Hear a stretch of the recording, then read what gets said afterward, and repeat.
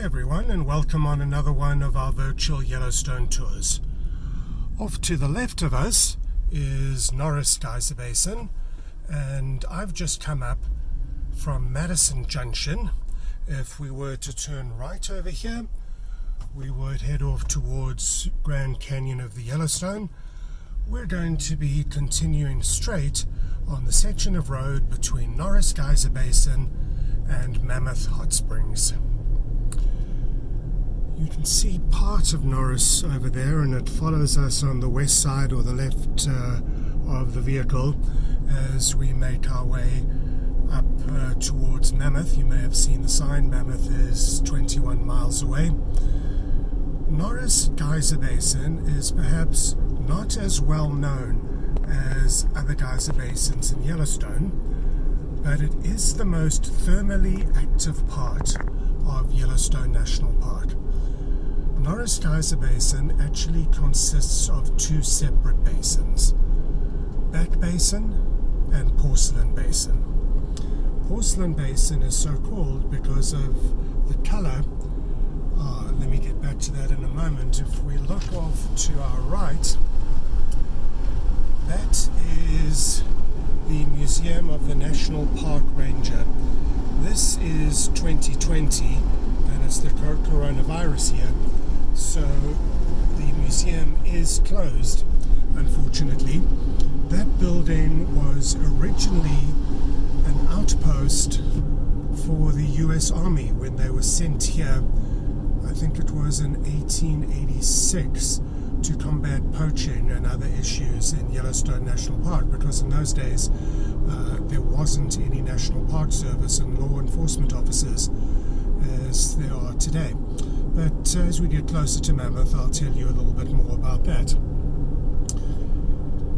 I was talking about Norris Geyser Basin and the fact that there are two basins at Norris. One, once again, is Back Basin, the other one is Porcelain Basin.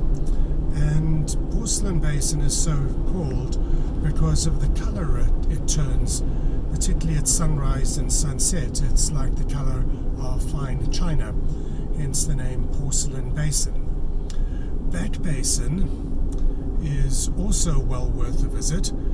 Back Basin is home, and if we have a look here, we see Norris Geyser Basin overlook.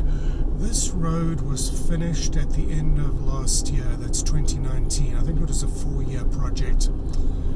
And the Park Service took advantage of the opportunity to put in all sorts of new overlooks, with the Norris Geyser Basin overlook that we've just passed being one of them.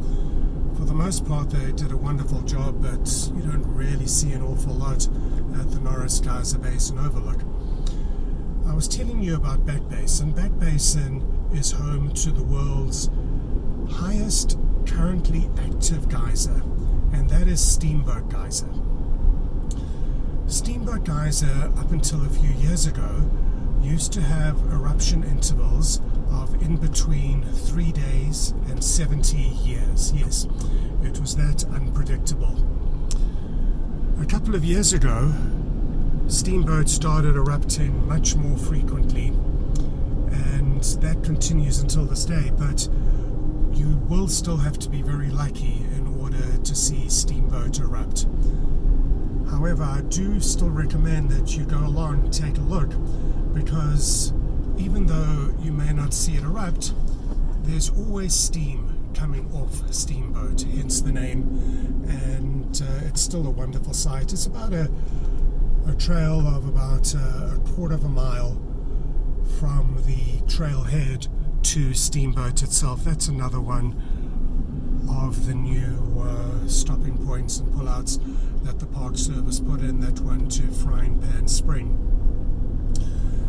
So definitely do go and see it if and when you do get to come to Yellowstone National Park.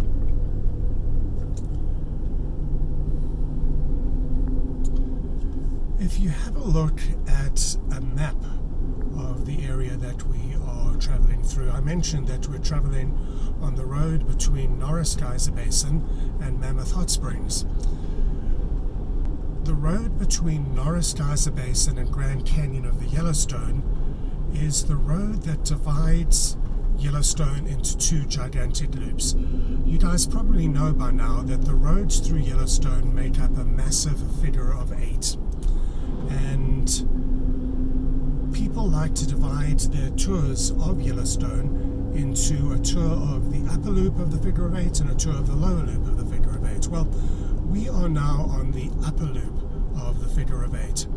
We're on the west side, having just left Norris Geyser Basin behind us, traveling north towards Mammoth Hot Springs. Now you can see a map of the park at one of our sites, yellowstonetours.net/map.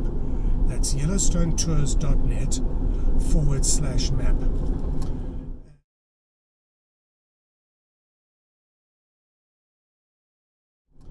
And when you have a look at that map, have a look at the lower loop. Yep, I know that we're on the upper loop, but take a look at the lower loop at the moment. You'll see that there is a soft purplish line that goes around an area that is not dissimilar to the lower loop. That is the caldera. That is where the gigantic hole in the ground was that was created by the last time that the Yellowstone supervolcano erupted. And the line of the caldera, as you see, more or less follows the lower loop, and that is one of the reasons that the thermal activity that we see at Yellowstone is to be found mainly in the lower loop. So where I'm going with all this is that we're not going to see too much in the way of thermal activity now that we're leaving Norris Geyser Basin behind us. There are a few points of interest, as we'll see on this road, apart from the incredible beauty that's to be seen all over Yellowstone. We'll be coming up to Roaring Mountain pretty soon, and Roaring Mountain was so called because years ago the noise that came off the fumaroles that Roaring Mountain comprises used to make such a noise that you could hear it at Golden Gate, and that's not San Francisco's Golden Gate, but you could hear it at Golden Gate, which is approximately 11 miles from where we are at the moment. So we are coming to Roaring Mountain, and that's Roaring Mountain over there. I mentioned to you that Roaring Mountain consists of fumaroles, and a fumarole is an opening in the Earth's surface through which steam and volcanic gases such as sulfur dioxide and carbon monoxide come through. The gases are potentially poisonous, so you don't want to expose yourself too much and get too close to them. This is another one of those new pullouts that the Park Service put in. It's such a delightful area down there towards Clearwater Springs. I was telling you about fumaroles. There's four main thermal features here. Geysers and hot springs, which I'm sure you've all heard of, mud pots, which I've talked about before, and fumaroles. Fumaroles occur in an area where there is a source of intense heat, but there's very little water. I like to say, picture yourself taking a tea kettle and putting it on top of a stove.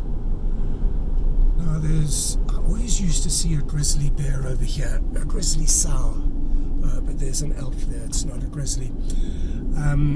But that was in the old days, before they started this road construction. I used to see her repeatedly in this area. It would just be me and her, and a wonderful opportunity to take pictures. And that reminds me that seeing a grizzly in this area actually gives credence to a name that we're going to be coming up to shortly, which is the Grizzly Lake Trailhead. In fact, there it is right over there. Normally you'll find that in Yellowstone the lakes and the trails and various other areas are given these weird and wonderful names Grizzly Lake like that one, Wolf Lake, Elk Lake, whatever it happens to be. And it's just somebody who has a vivid imagination. But I always like to say, well, Grizzly Lake is actually pretty apt, because at that trailhead I used to see that grizzly sow all the time. To get back to fumaroles, if you take a tea kettle and put it on top of a stove and let it boil away, and soon you'll start to see the steam coming up and you'll hear the kettle whistling, and that's basically what a fumarole is, except it tends to roar rather than whistle. One of the characteristics of fumaroles is, and you'll see this on the Lower Geyser Basin, on Yellowstone's lower loop, you'll find an area where, depending on the time of the year, certain of the features may be mud pots, there may be fumaroles, and it really depends on how much water there is around. When there is a lot of water around from the snow melt in the spring, for example, then you'll find that there may be more mud pots. But as the water tends to dry up, so those mud pots have less and less water, and the fumaroles come more into their own. I mentioned then that fumarole, that roaring mountain, used to be very loud. The roars from the fumaroles could be heard at Golden Gate, which I told you was about 11 miles up the road. As so often happens here, though, the plumbing that comes up from underground to provide the water and the source of heat that create all these wonderful thermal features in Yellowstone, that has shifted, that has changed over the years. And I'll come back to that in a moment, because up ahead of us is Obsidian Cliff. And Obsidian Cliff was an important source of lithic materials for prehistoric people. And you'll notice that as we get closer to it, there are some signs telling people to stay away. What used to happen, right here are the signs right over here. What used to happen is people used to come up to Obsidian Cliff. You see the sign saying area closed, and they used to chip away at the obsidian and take it away from them. Now we see the Obsidian Cliff exhibit. This is interesting because this was the first roadside exhibit in the entire national park system, where you could pull over and read about obsidian and Obsidian Cliff and what the ancient people used to use the obsidian for. I've mentioned before, when we did Firehole Lake Drive, silica-enriched volcanic rhyolite. Well, the cliff that we've just passed was formed by a thick rhyolite lava flow that occurred, scientists believe, approximately 180,000 years ago. What happened was you had the source of intense heat from the lava, and then you had cooling that occurred, and as a result of those two, the material, the obsidian that was produced, is very, very hard. And the Native American tribes who used to live in this area, and some still do outside the park, used to use the obsidian to make eating implements, weapons, and so on, anything that needed to be hard and sharp. Once again, going back to the fumaroles, I'm mentioning, I think for the third time, that you used to be able to hear the fumaroles at Roaring Mountain, 11 miles away. At Golden Gate, 11 miles away. This is the Mount Holmes trailhead that we are coming to. Mount Holmes is part of the Gallatin mountain range, and Gallatin is a name that you come across all the time in the western part of Yellowstone. West Yellowstone is in Gallatin County. You have the Gallatin River flowing over the other side of the Gallatin mountain range, and that flows to Gallatin Gateway, which is just to the south of Bozeman. Anyway, Mount Holmes, named after U.S. Army Colonel, is the second highest peak in the Gallatin range at 10,300 feet. Electric Peak, which we should be able to see around the Swan Lake area just before we drop down to Mammoth, is the highest peak at almost 11,000 feet. The plumbing then in the fumaroles shifts generally as a result of earthquakes that occur. Boy, I keep on jumping off topic. This is the so-called moose exhibit. This is one of these exhibits that is, in my opinion, just a little pointless. If you have a look to our left, you can see what is prime moose terrain. Moose love areas that have swampy land, a lot of water with grass in it, and higher bushes and shrubs in which they can take cover, and also forests on the edges of it, which you can see. But notice now how small the trees are in those forests. You should get a better look at it in a moment. Look at how small those trees are. Those trees were burnt in the Great Fire of 1988, and that is how much they have grown. Moose were the one species that were really adversely affected by the Great Fire of 1988. It's not as if a lot of them were killed. If memory serves me correctly, I think 2 moose were killed in the Great Fire of 1988. But moose like the protection afforded by the growth of a mature forest. So when so much of Yellowstone's forest burned, moose started leaving the Yellowstone area, and you have to be really, really lucky to see a moose in Yellowstone these days. I cannot for the life of me remember the last time that I saw a moose in actually inside Yellowstone. We do have a separate virtual Yellowstone tour on moose, and you might like to take a look at it. I do mention that there are 2 areas outside the park, well 3 actually, 2 areas that are outside Yellowstone where you do tend to see moose, and you can get more information in that video. The third place where you have a decent chance of seeing moose is to the south of Yellowstone in Grand Teton National Park and in the Jackson Hole area.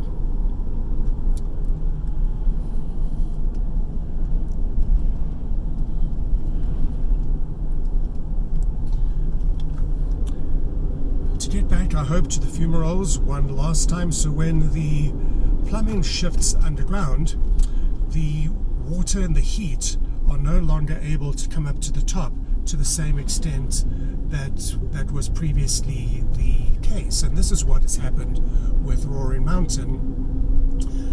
Roaring Mountain doesn't roar basically as much as it used to. We're coming up to an area now where we are going to see 3 Native American names. This is firstly the Indian Creek campground, and Yellowstone's campgrounds tend to sell out. That one is closed, it seems, as we're in the coronavirus year. But Yellowstone's campgrounds tend to sell out more quickly than the hotels in Yellowstone do. A couple of years ago, the National Park Service allowed Xanterra, the park concessionaire, to have market-related prices at their lodging. So the prices went up fairly significantly. And I'll get back to that if I remember. This is Sheepeater Cliff. There's not an awful lot to see there, apart from some rather nice examples of how the rock in this area, which was superheated and then cooled down, producing this very hard rock, and how it has fragmented in rather picturesque, uniform ways. The Sheepeaters are a Native American tribe. They were in this area before Yellowstone was founded back in 1872, and they got their name from the fact that they used to subside to a large extent off the bighorn sheep that are to be found naturally in this area. The bighorn sheep, for the most part, are to be found in what's known as the northern range here in Yellowstone. Have a look at the segment that we do on the section of road between Mammoth Hot Springs and the north entrance.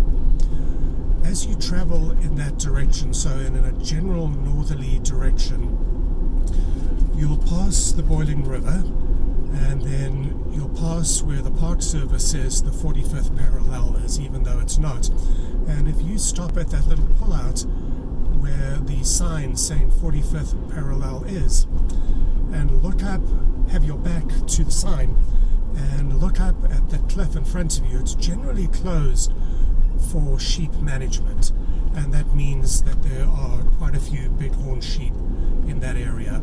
You can almost always see them. We're now coming up to Swan Lake Flat, and this will be a good opportunity to see four of the main mountains in the Gallatin range.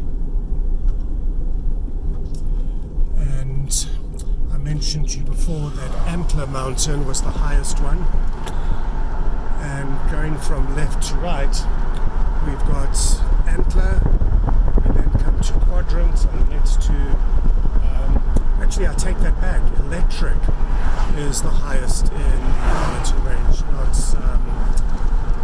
not Antler. They're partially hidden, but going from basically our left to our right, we've got Antler,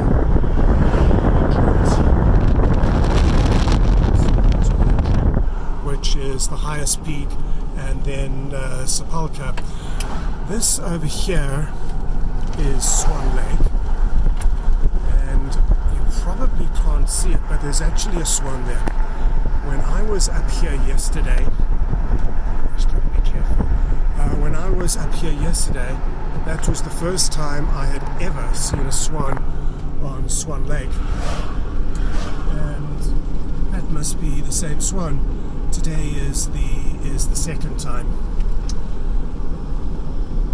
This area that we've got coming up just before we get to Golden Gate really has some wonderfully spectacular hikes. If you head off in that direction over there, which is a northwesterly direction, there's a marvelous hike that comes out on the road between West Yellowstone and Big Sky. That road is Road 191, and you can take the hike up through them, and you can also take horseback rides, which are fully catered. And it really is a wonderful experience. And if you do decide that you're going to go hiking, please remember, amongst other things, to take your bear spray. This is definitely bear country. And then off on the other side of the road, there's also a number of hikes that you can take. You may be able to see the people coming down that little hill and coming back to these two parking lots where people park their cars.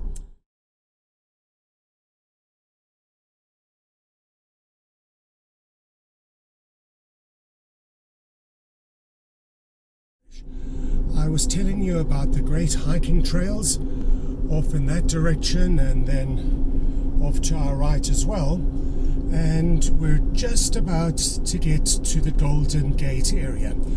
Now, you will recall that I mentioned to you that you used to be able to hear Roaring Mountain, where the fumaroles are, all the way up here at the Golden Gate area. Now, this is about 11 miles, so what's that, 19-20 kilometers away from Roaring Mountain. So you can only imagine just how loud the fumaroles must have been in the old days. I'm just changing to the lower gear. There's a beautiful waterfall on the right here. I'll try and drop some video of that in.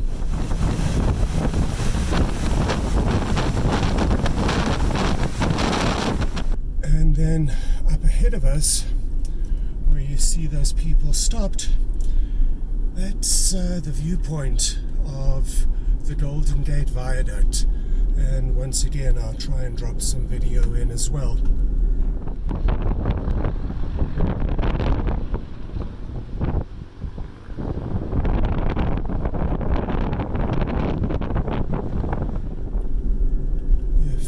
have a look just right under there. In the old days, this was regarded as being a really remarkable piece of civil engineering. Look at that cliff over there. And the original visitors to Yellowstone would come here and stop and admire the engineering, just as they might admire Old Faithful or a grizzly bear. As you can see, we're dropping downhill and we're heading towards Mammoth Hot Springs. Mammoth Hot Springs is the park headquarters, and it is open year-round, so it stands to reason that you must be able to access the park headquarters on a year-round basis. So the north entrance to Yellowstone National Park is open as well on a year-round basis, so you can travel the road between the north entrance and Mammoth Hot Springs every day of the year. This is in contrast to other entrances to the park, where in the winters the gates are closed to everything except over snow traffic. You can only come into the park on a snowmobile or snow coach tour, which are operated by authorized concessionaires. In addition, though, the road from Mammoth to the northeast entrance is also open on a year-round basis. On the other side of the northeast entrance, very interesting rock formations, aren't they? On the other side of the northeast entrance are the little towns of Cook City and Silvergate. And because of the amount of snow that we get here in Yellowstone, the only way that they can get out of the park, the people who live at Silvergate and Cook City, is to travel across Yellowstone to Mammoth and then out the north entrance to obtain services and food and whatever other purchases they may need. Coming up on our left, where you can see those cars, this is an area where we've had some luck seeing bears in the past. And I do suggest that you drive slowly here and look up into the woods, into the trees on the left-hand side of the road, and see if you can't see bears for the next, I don't know, mile and a half or so. I mentioned to you that Mammoth Hot Springs was or is the park's headquarters. The history behind that is, in 1872, as you guys probably know by now, Yellowstone became a national park. It was not only the first national park in the United States, but it was also the first national park in the world. And with it being the first, the authorities here didn't have much of an idea of how to preserve law and order in the park. There was no such thing as the National Park Service in those days. So you'd have poachers running amok here, and this is part of the area that I mentioned that you may be lucky enough to see a bear. You'd have poachers running amok here. You'd have people cutting off parts of hot springs and geysers and going swimming in the hot springs and setting up camps wherever they wanted to, and also, believe it or not, setting up laundry facilities in the hot springs. And it was eventually decided to send in the US Army. And in 1886, men from the 1st United States Cavalry, based at Fort Custer, Montana, arrived in this area to maintain control. And I think it was for the next 32 years. That's what they did. They started getting rid of the poachers, getting rid of the people who were creating havoc and mayhem at the various hot springs and geysers and other areas, and basically establishing order in the park. This over here is the upper terrace drive. Now normally you can drive inside there, but the gate inside is closed. The gate to the road inside has been closed, and if you want to get inside, certainly this year 2020, you'll have to park over here and then walk inside. It is a wonderful sight most of the time. I say most of the time, and the reason for that is that this part of the park is the most dynamic part of Yellowstone. Let's just see if we can see some more from here. And the reason for that is that the terraces, and you may be able to see the terraces over there, those are dead terraces, and I do use that word deliberately. The terraces here are continually growing, whereas in the in the southern part of the park, down at the various geyser basins, the mineral that comes up is sinter, and it comes up at the rate of about 1 to 2 inches every 100 years. Up here in the north section of the park at Mammoth Hot Springs, the main mineral that comes up from underground with the water, with the thermal water, is called Travertine. And the Travertine, believe it or not, is brought up to the surface at a rate of 1 to 2 inches a week. So with that much Travertine coming up, the terraces are continually growing, and as they grow, so they also move, as you might imagine. You'll have old terraces in one place as the Travertine starts coming up elsewhere, and with the terraces continually growing and moving, so the Park Service actually has to move the boardwalk systems that run through the terraces.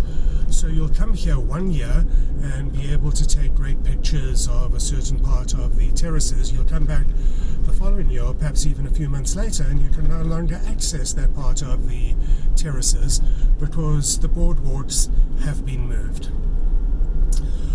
I was talking about the US Army, particularly the US Cavalry, coming to this part of Yellowstone to establish order, and this is where they were settled, at what is now known as historic Fort Yellowstone, right up here at Mammoth Hot Springs.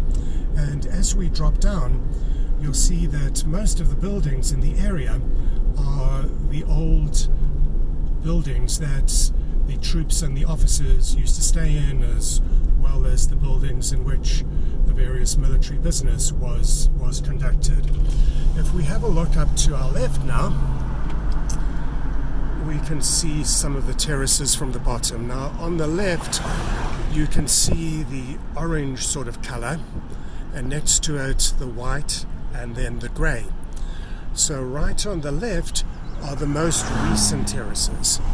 There'll still be some water and you may or may not be able to see steam coming off. The white ones will be a little more recent than the grey ones, which have been dead, if you like, or haven't been growing for quite some time. When you're at the bottom here, you can take a trail that goes up a little of the way, and I didn't mention that when you're at the top, where that parking lot normally is, you can also take a trail going down into the terraces, and I do encourage you to do that. It does present a really wonderful sight here as we're stuck in this traffic, people going down towards Mammoth.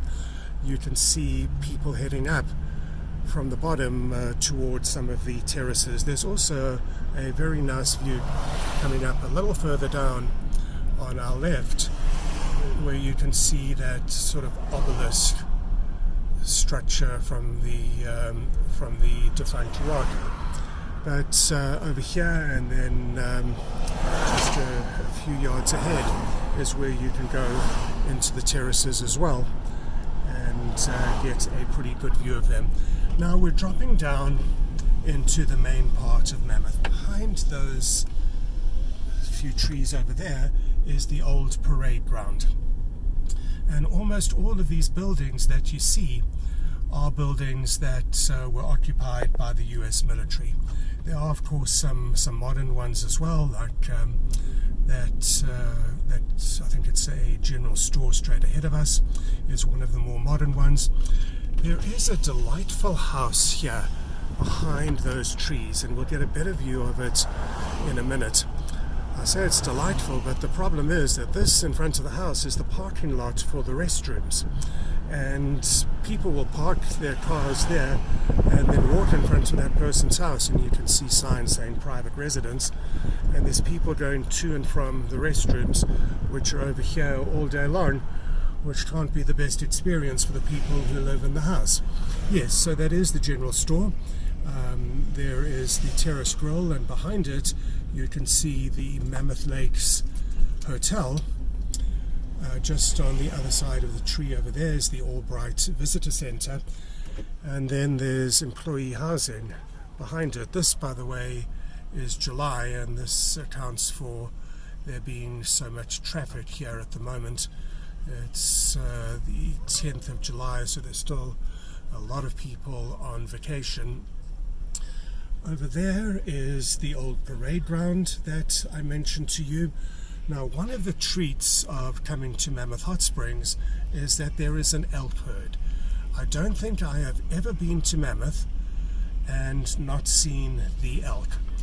One of our staff was up here. We also operate Yellowstone Taxi. One of our staff was up here a few days ago on a taxi run, and she saw 3 huge bull elk, and she was really mad that the guest we were taking to Gardner, which is up in that direction over there, didn't want to stop so she could get pictures of the bull elk. Remember that elk are wild animals, they are dangerous, and over here, this road, if we were to turn right, would take us to eventually to the northeast entrance of Yellowstone National Park. We would head down towards Tower Junction and Tower Roosevelt, continue down, and then off to the northeast entrance through the Lamar Valley. I see there's people standing over there, so I imagine, I don't know if you can see the elk. There's 3 or 4 elk sitting in the grass. I'll try and get a better shot of them before I finish this video. But what I also want to show you that I think is pretty cool is that the United States Postal Service really does have a sense of humor. Look at those bears wearing their mask, and this is of course the coronavirus here. That's behind that trailer, behind that RV, you can see a few elk. And then keeping the bear company, or the 2 bears company, right outside the post office is another cow elk. And I'm going to pull in right here. And as always, thank you so much for joining me on this virtual Yellowstone tour. If you enjoy our virtual Yellowstone tours, please did not sound happy. If you enjoy our virtual Yellowstone tours, please consider giving us a thumbs up and subscribing to our channel. Otherwise, see you in Yellowstone.